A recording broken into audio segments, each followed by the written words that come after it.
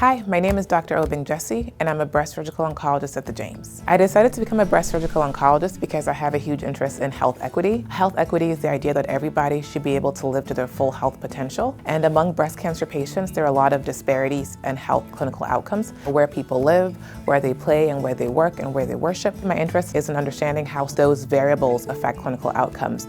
The treatment of cancer has evolved significantly over the past couple of years to require not just surgical management, but also to have radiation oncologists, medical oncologists, geneticists, physical therapists. So it requires a very robust team of specialists to be able to appropriately diagnose and treat the cancer. And here at the James, we have the resources to make sure that patients have every aspect of their cancer care addressed. And it's important to be able to learn from your colleagues. And so working in a hospital environment that has a very well-integrated multidisciplinary team allows me to keep learning and growing as a clinician, which makes me a better clinician for my patients. So I chose to come work at the James because when I interviewed here, I was very impressed by the physicians I would get to work with. The James is very interested in fostering an environment of diversity and inclusiveness that extends not just to the faculty, but also to our patients. I feel that our institution is devoted to encouraging all patients and all types of people to receive care here and work here. So I treat all my patients the way I would like to be treated. I always tell people, I want to know exactly what I'm signing up for. And so I try to have that same approach with my patients, where I give them as much information as possible. And then my goal ultimately is to work with the patient to develop a treatment approach that works with their value system.